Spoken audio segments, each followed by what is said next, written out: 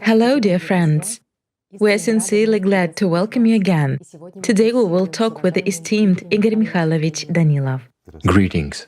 Igor Mikhailovich, in one of our videos, How to Become a Strong Personality, you asked our viewers the question, what is the difference between an angel and shaitan? Of course, we received a lot of letters, and we are very grateful to our viewers for such feedback. So I would like to voice some of the answers today. An angel is alive, while shaitan is dead. The essence of an angel is love and eternity, while the essence of shaitan is hunger and temporary existence. Shaitan is a hungry, soulless program which is endlessly robbing and killing a human, while an angel is a calm and absolutely generous part of the spiritual world. An angel is full of love and shares it. An angel is free, while shaitan is always a slave. An angel is unity in many and aspiration for unity, while shaitan is aspiration for division, fragmentation of the whole into parts, and for domination. How can we comment on the answers of our viewers? Which of them is right and which of them is closer to the truth? Well, basically everyone is right, friends. These are beautiful and very profound answers. As a matter of fact, the only difference is the essence. But it is radical. Just the opposite. So everyone has done well, everyone has answered correctly. You know, Igor Mikhailovich, some people also share that when you asked this question, they suddenly understood that in their consciousness there was a glassy lake, not a single thought, and it was impossible to even find any answer to this question at all. That's what the questions are for. The subject was sometimes even so tabooed for some consciousnesses. Of course, for this very reason we asked our friends this question, so that they would encounter whose side their consciousness is on. On some topics we can discourse and philosophize for a very long time, right? But when a question relates to deep truths, real ones, those which touch upon eternity, which touch upon the invisible world, sometimes our consciousness simply refuses to function, or forcibly, let's say with a lot of stalling, it tries to do something, but no activeness is observed. Right. That's the case for most people. Unfortunately, this is true. Why? Because consciousness discloses its weaknesses with great difficulty, and it is reluctant to say anything against the devil, demons, or something else. In order for our consciousness, friends, to begin to function as it should, it has to be curbed. Then it will be truthful, specific, and not loud. And you should strive for that. I also remember a comment by our friends who said, when Igor Mikhailovich also voiced the question, what is the difference between an angel and shaitan, you understand that they are different in everything, just like fire and water. At the same time, people felt that there was so much more in that question. Of course more. That through giving themselves this answer, it was as if they had drawn this boundary and this line between the dead and the alive, between life and death. And you understand that now, thanks to this criteria, you can correlate during the day whose side you are on, whether you divide or you Unite. seek unification, reconciliation, yes, whether you are open and honest or you lie and manipulate, whether you want to punish as consciousness always wants to, or on the contrary, you are more merciful and compassionate. So in this very question, a lot of guys even found something much greater for themselves. And I'll tell you, they did great. Actually, Igor Mikhailovich, in one of our videos, you also talked about the importance of the goal, about the importance of setting the goal for inner spiritual salvation and, already based on this, to move along this spiritual path. But without a goal, nothing will work out. When a person doesn't really have a goal, he's just stagnating. It's impossible to achieve results in business, in studies. Actually, it's impossible to achieve good results in anything if you don't have a goal. Here's a simple example. There are people who have no legs, they have prosthetics, yet they conquer mountains. There are people who are in extremely difficult conditions. We know a lot of stories when, say, there was a poor and destitute person in that very Africa, but the person set a goal for himself and achieved a lot in this life. It would seem to be You know, a quagmire with no prospects. But if a person agrees that he is in a quagmire with no prospects, that's where he will stay. That's the point. A goal is like a guiding star. If you strive to achieve it, you, my friend, will surely achieve it. The only thing is that you shouldn't doubt. Doubt is another obstacle. This is extremely important. And you have to know that. Well, I think we'll discuss doubts and what they lead to some other time, friends. Doubts are a terrible thing. It's true. But this is very important, and you have to be aware of it. Let's say, what problems we have in life due to trivial ignorance and what hinders us. Many people seem to want and aspire. They're on the spiritual path and all that, and they seem to have a goal while not yet realizing that it's not a goal at all, without understanding even elementary things. However, they have doubts, and these doubts ruin everything. Why? Because again, I come back to the fact that they do not understand elementary things. On the spiritual path, there are no trifles at all, friends. In fact, if we consider the devil's function, as a rule, he acts through trifles. He hooks you just a little bit, and then a whole snowball follows, and then it turns into major events in your life. And we know a lot of such cases. Indeed, I'll digress a little bit. I had good friends. Why had? Because they are actually already gone. They were good guys, smart guys, athletes. We worked out together. And after the collapse of the Soviet Union, they dived into business a little bit and never managed to surface from there. Those were really, I would say, guys with a full heart. They had a goal, but it was, shall we say, blurred, not foundational.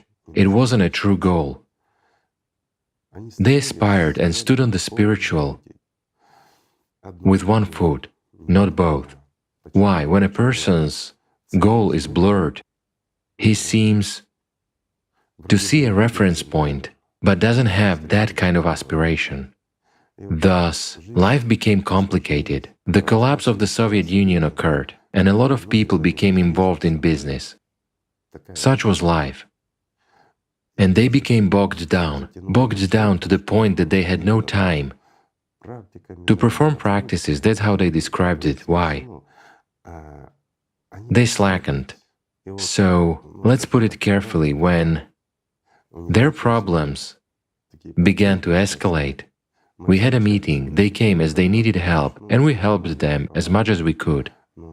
But the point was that those were completely different guys. So in a conversation with them, in a purely frank way, like with old friends, I said, "Guys, what have you done?" They said, "We understand, we repent, but we wanted to earn a few pennies." And then a goal appeared for them.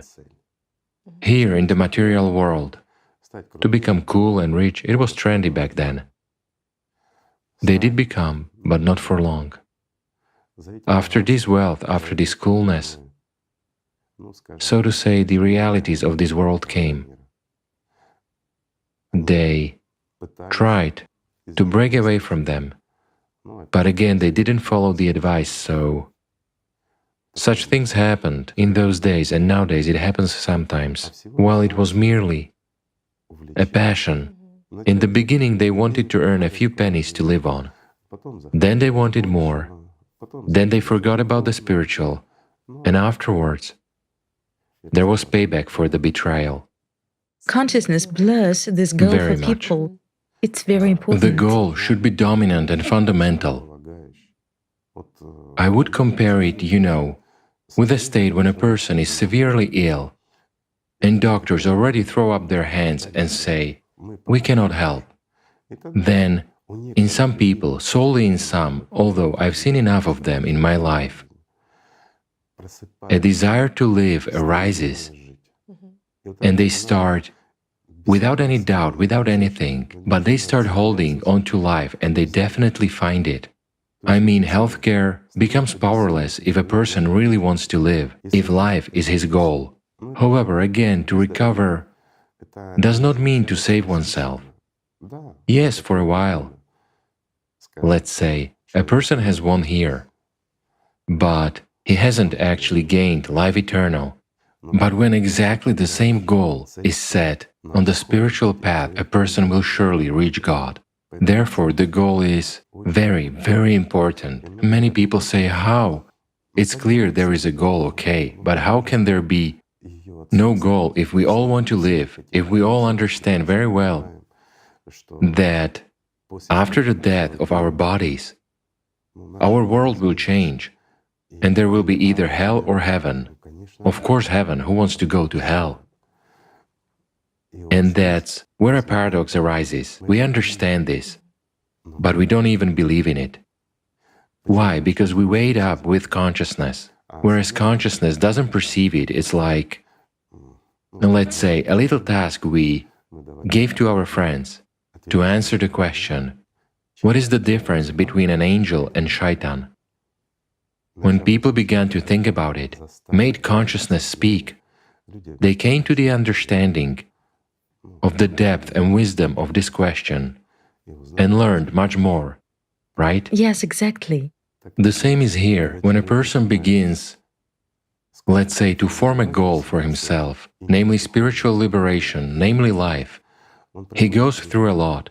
He begins to weigh up, to evaluate, and to look at things realistically. And when a desire to gain life really ignites in him, then not a single shaitan can stop him. All events in his life, so to say, will lead to one thing, that a person will gain spiritual freedom. But shaitan can also play on this. He diverts a lot of people. I told you about the guys, right? All they wanted was to earn a couple of pennies to live on. And they got carried away. When they earned a couple of pennies, they wanted more. And the goal shifted from spiritual achievement to something material. I mean, they themselves openly said afterwards that seeing and observing their own potential, they wanted to become the coolest in business, here in this world. In this world, there is a Raja for every Vijay. No matter how we twist it, there's always someone who's richer, there's always someone who is more successful. And no matter how you twist it, when you are one step away from achieving your dream, as a rule, the world starts changing around you and everything changes, including the rules of the game. Who hasn't encountered that among those who played big? After all, it is true. But it shouldn't be like that in spiritual development. In spiritual development, the goal mustn't be changed, and it must be achieved. Right. It's very important to never change this direction. That's the whole point. When all of your steps are directed towards your goal, and with every step you bring it closer, then everything will work out. But if you stray just a little bit, you already follow a completely different road. This is also a perennial problem, my friends, because people say, I've been in this or that religion for so many years, I was keen on this or that, I've been striving, yet why haven't I achieved it? Where is the result? Well, the answer is right there. Of course, he remained empty inside. Let's say the answer is always in plain sight, temptation and distraction. Again, even if we take those very prayer practices, okay? Clearly, what we say out loud is just words, whereas what we feel, what we experience, what comes from within, so to say, although it should actually go inwards. And here another little paradox arises. Well, I've digressed again, friends. I started with one topic and now I'm switching to another one. All right. I will combine them if you don't mind. Why, after performing prayer practices, do people feel inner emptiness and not feel satiation, replenishment with life? Why doesn't God's love emerge in them? Because they do that from a desire, from the inside outwards. I mean, everything goes to words, and through words it goes either to icons, or I don't know, to some site, say, to a cardinal point, or to the sun, to the sky, wherever. Well, it goes exactly from the inside outwards, but it's a good vector, so to say, when an external action is done. However, prayer practice, just like spiritual practice, must be performed with an inward direction. When a prayer is directed inwards, everything works in a completely different way.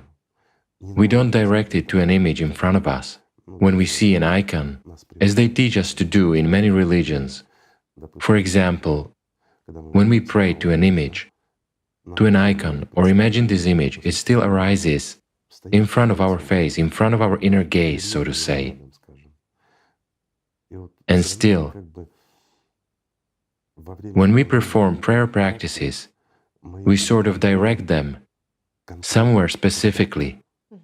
There is no such thing, that people pray, for example, Lord, and sort of towards the entire world. There is no such thing. Everything still goes to something specific. We direct it somewhere. And here we need some kind of a coordinate. And this coordinate of ours is always external. It's not inside. Therefore, practice, even that very spiritual practice or prayer practice, is not functional. In other words, it doesn't give that result which, let's say, one or another method of communicating with the spiritual world should bring to a human. There is a problem here, and this problem is quite serious.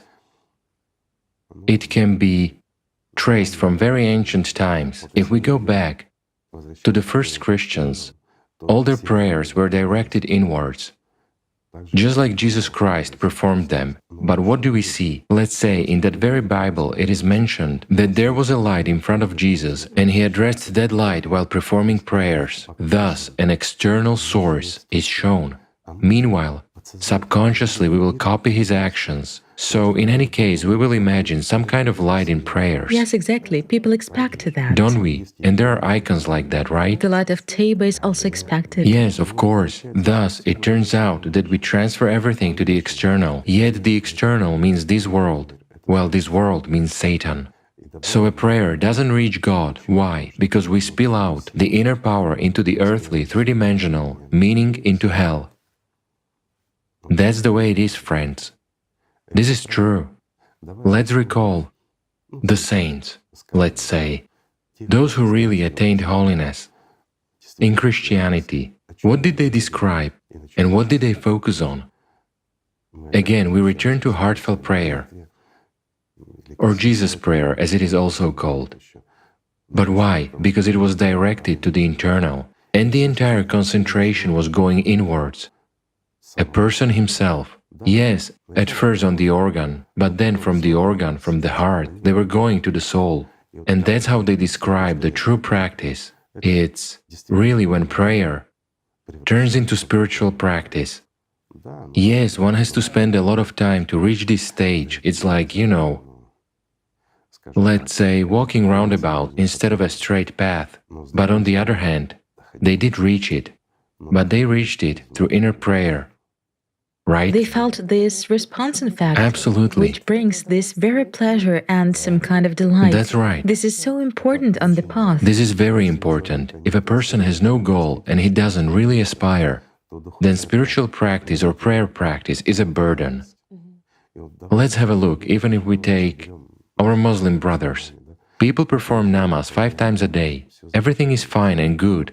But they do it in a rush, for the sake of appearance, like at work. Yes, right. It's a formality. Absolutely right. They observe everything accurately, all the rituals, but they perform them as a formality. They do not take pleasure in it. What about Christians? Do they take pleasure in prayer? They don't. Yes, some surely become, let's say, emotional, they cry in those prayers, but why and over whom do they cry? Why do they cry? Let's just figure this out. After all, many people who are, let's say, in Christianity, have often seen such individuals standing near an icon and crying. In other words, a person is crying not out of joy and not out of love, but because of self-pity. He's catching, like a little child throwing a tantrum before his parents.